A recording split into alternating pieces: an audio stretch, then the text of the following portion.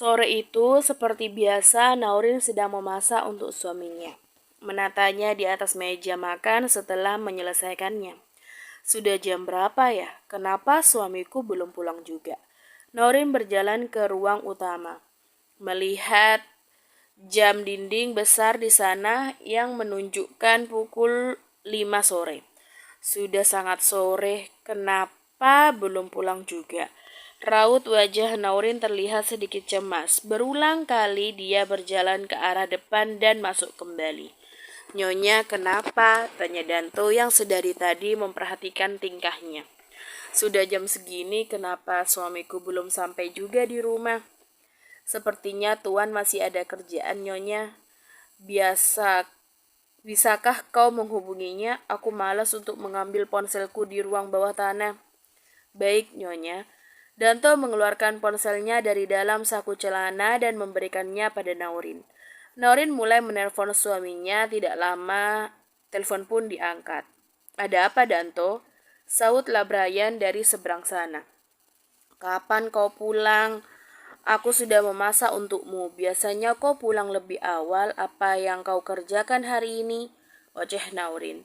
Banyak yang aku kerjakan hari ini, sayang. Aku baru aja akan pulang. Sabar ya. Aku tiba dalam 20 menit lagi. Baiklah, hati-hati di jalan. Iya, sayang. Mereka pun mengakhiri teleponnya. Naurin mengambil ponsel Danto. Mengembalikan ponsel Danto. Terima kasih. Naurin berjalan kembali ke arah dapur. Sama-sama, Nyonya, jawabnya. Sudah matang semua ternyata. Naurin menatap beberapa menu makanan di atas meja sana. Pelayan, aku akan pergi untuk mandi terlebih dulu. Baik, Nyonya. Bergegas Naurin naik ke lantai atas menuju kamarnya. Lalu mulai membersihkan diri di dalam bathtub. Beberapa waktu berselang, Naurin sudah rapi dengan balutan dress pendek tanpa lengan berwarna hitam, dengan rambut terurai dan tanpa make up di wajahnya yang sangat fresh. Saat menuruni tangga, Naurin berpapasan dengan Brian yang baru saja pulang dari kantor. Wah, istriku pasti sudah mandi. Brian berlari ke arahnya yang masih berdiri di tangga atas, memeluknya dengan erat. Wangi sekali. Brian mencium lehernya berulang kali, merasakan aroma wangi semerbak dari tubuh Naurin. Sudah tidak enak dilihat orang. Sana mandi. Naurin melepaskan pelukannya perlahan. Ayo temani aku mandi. Brian menarik tangannya masuk ke dalam kamar kembali. Sementara di rumah base camp terlihat Richard yang baru saja turun dari mobil mempercepat langkahnya masuk ke dalam. Di mana Mario? Richard menoleh ke arah pengawal yang berjaga di ruang utama. Tuan Mario sedang di kamarnya bersama Nyonya, Tuan. Jawabnya, dasar cabul. Masih sore udah di kamar aja, mentang-mentang pengantin baru. Richard menggerutu seraya naik ke lantai atas menuju kamarnya. Saat akan mengetuknya, terdengar suara yang membuat bulu kuduknya merinding. Merinding disco. Dengan rasa penasaran yang tinggi, Richard mendekatkan sebelah telinganya pada pintu kamar tersebut. Suara menyesatkan itu terdengar jelas di telinga Richard.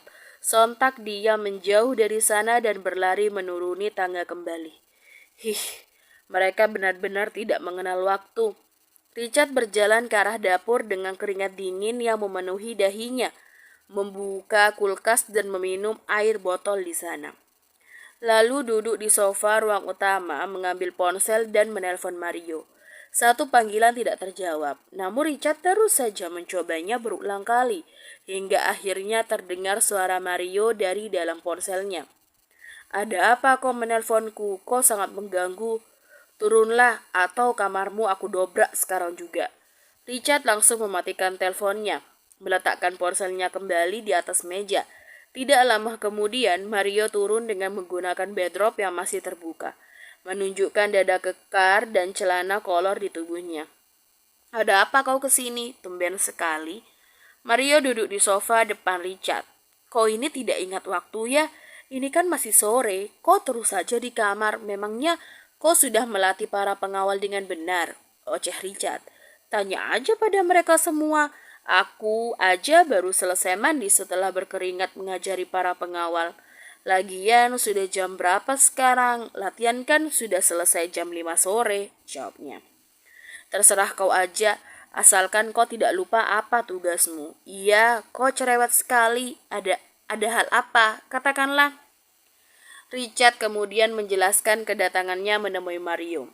Kita ditugaskan oleh Tuan LaBryan besok untuk mengecek lahan yang akan dijadikan mall besar atas kerjasama dengan Tuan LaBryan dan Tuan Marco. Kita juga berjaga-jaga dengan membawa beberapa pengawal ke sana besok pagi.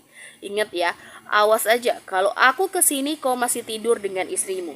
Lain kali pelankan suara kalian saat sedang asirehe. Richard beranjak dari duduknya, meninggalkan Mario begitu saja di sana. Mario yang mendengarnya dibuat syok sekaligus kaget. Apa dia mendengarnya? Dasar tukang nguping, gumam Mario menyusulnya. Hei penguping, jam berapa lebih tepatnya? Teriak Mario saat Richard hendak melajukan mobilnya. Intinya aku akan kesini besok pagi. Kau harus sudah siap dengan beberapa pengawal pilihan yang terbaik. Richard melajukan mobilnya dengan cepat. Ada apa? Sabrina berjalan mendekatinya. Tadi Richard, dia kesini memberitahukan kalau besok aku ada tugas dari Tuan LaBryan untuk pergi ke suatu tempat bersamanya. Mario merangkul istrinya masuk ke dalam. Kemana? Sabrina penasaran. Ke kota sebelah untuk mengecek lahan yang akan dibangun mall besar oleh Tuan LaBryan. Wah, Tuan LaBryan bikin mall, uangnya pasti sangat banyak. Jangan ditanya lagi kalau soal itu. Oh ya, kapan kau akan mengajakku ke rumah aslimu? Pinta Sabrina. Sepulang dari sana, aku akan langsung mengajakmu pergi ke rumahku, oke? Kalau sekarang aku sangat lelah, Hani. Seharian kau lihat sendiri kan, aku harus bekerja seperti apa. Dan lagi kau tadi sangat liar, membuatku kewalahan.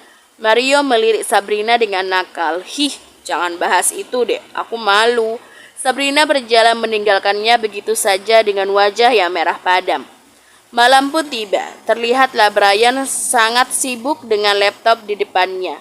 Naurin yang baru saja membuat secangkir kopi langsung turun ke bawah melalui lift, berjalan menghampiri suaminya dan meletakkan cangkir itu di atas meja.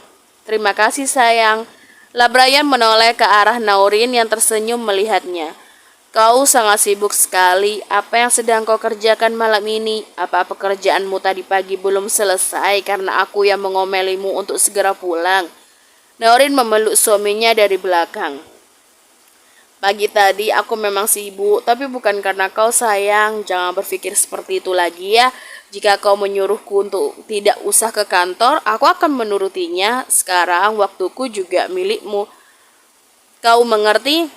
Baiklah. Sesekali LaBryan mengelus lengan Naurin yang melingkar di lehernya. Hari ini apa yang kau lakukan sayang? Kau pasti sangat jenuh kan? Biasanya kau akan berkumpul dengan teman sekolahmu. Sekarang kau harus terkurung di sini. Tapi kalau kau ingin keluar sekedar berkumpul dengan teman-temanmu, aku selalu memberikan izin, asal kau pergi dengan beberapa pengawal mansion. Ujar LaBryan dengan nada yang halus. Benarkah? Kalau begitu, besok aku akan pergi menemui Sabrina di rumah base camp. Iya sayang. LaBryan menutup laptop di depannya, lalu beranjak dari duduknya berbalik menatap Naurin di depannya. Ciuman mendarat di bibir Naurin dengan sempurna. LaBryan melumatnya dengan lembut hingga Naurin mulai merasakan kenikmatan dari pergerakan suaminya. Kata Dr. Antonio, kita boleh melakukannya dengan pelan-pelan. Aku benar-benar ingin menyentuhmu malam ini, Naurin. Aku sudah menahannya hampir 1 bulan lebih. Apa kau tidak kasihan pada suamimu ini? LaBryan menatapnya. Jangan menatapku seperti itu. Naurin memalingkan wajahnya. Bergegas LaBryan menggendong tubuh kecil istrinya menaiki lift ruang bawah tanah, merebahkannya di atas kasur king size miliknya, mengungkungnya dari atas. Kedua wajah sayu keduanya terlihat begitu jelas bersama dengan nafas yang memburu. LaBryan mulai melakukan aksinya, melumat bibir Naurin dengan lembut, bahkan keduanya begitu lincah dalam berpangutan satu sama lain. Bibir LaBryan menuruni leher jenjang Naurin, mengecup dan menyesapnya sampai meninggalkan beberapa bekas di sana. Jari jemari Labrayan meraba tipis sisi tubuh Naurin, hingga berhenti di daerah paling sensitif di bawah sana. Tangan Naurin menghalanginya, membuat Labrayan mengurungkan niatnya dan menuju ke pengait bra di belakang tubuh istrinya. Bahkan kini Labrayan sudah melepaskan setelan baju tidur yang melekat di tubuh Naurin, melemparnya ke sembarang arah di atas lantai. Begitupun dengan Labrayan, hanya tersisa celana dalamnya yang membalut tubuh bawah yang sudah terlihat sangat menonjol itu. Labrayan kembali mencubunya dengan sentuhan-sentuhan lembut yang berhasil membuat Naurin tidak berdaya.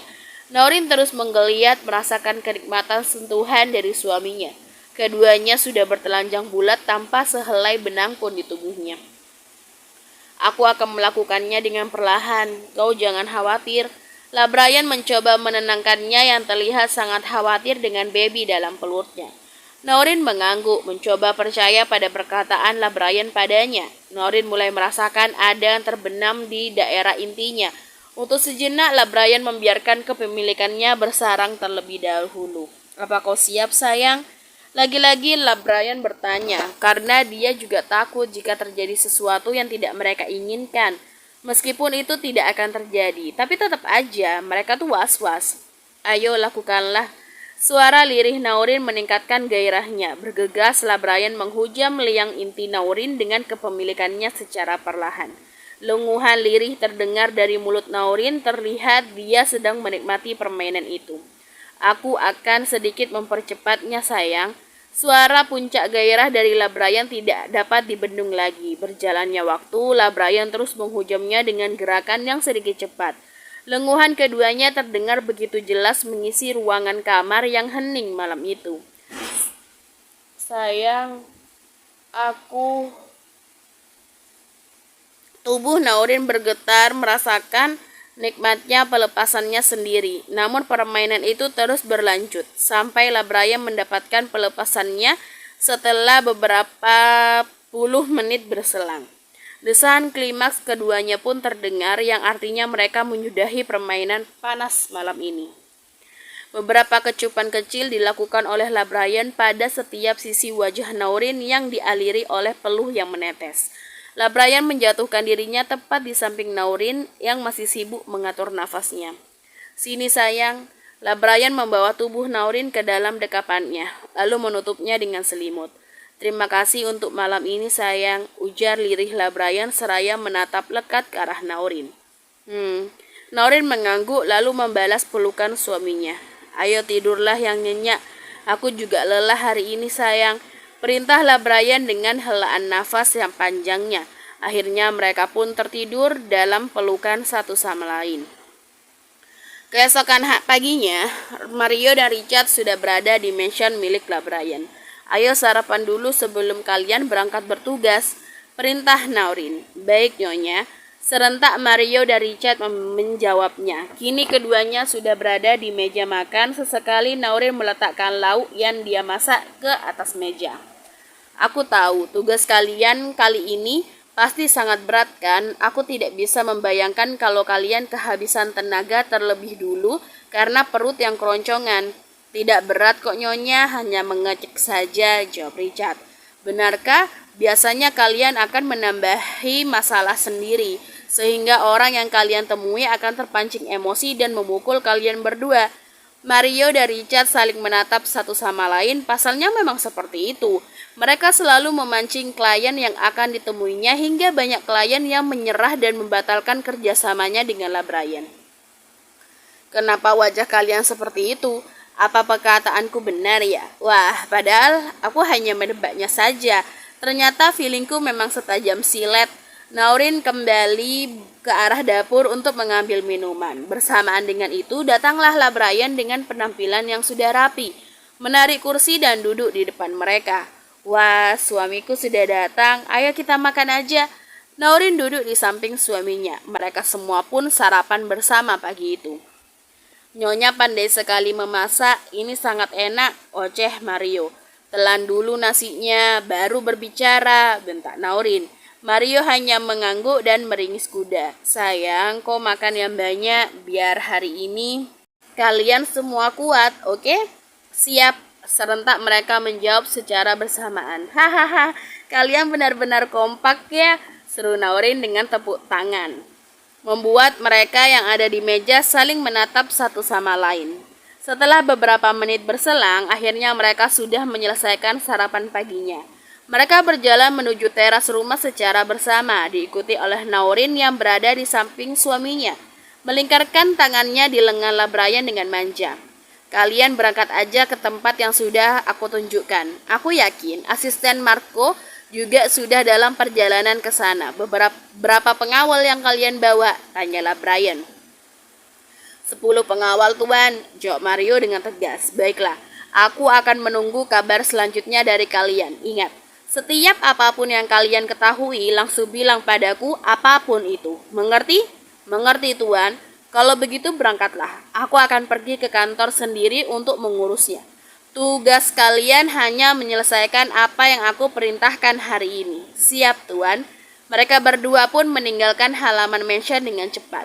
Sayang, aku berangkat dulu ya. Kalau kau ingin pergi ke rumah base camp, bawalah beberapa pengawal bersamamu. Dan jangan lupa bawa Danto untuk menjadi sopirmu. Mengerti? Iya, mengerti. Kau hati-hati di jalan dan tidak boleh terburu-buru agar cepat sampai. Mengerti? Tanya balik Naurin. Mengerti istriku, kalau begitu aku berangkat ya. Labraya mendaratkan kecupan di kening istrinya dengan penuh kasih sayang, lalu pergi meninggalkan mansion dengan lambaian tangannya. Naurin tersenyum dan membalasnya. Baiklah, ayo Naurin, mandi dan berdandanlah sedikit aja. Jangan terlihat kumal seperti gembel. Naurin memasuki mansionnya kembali.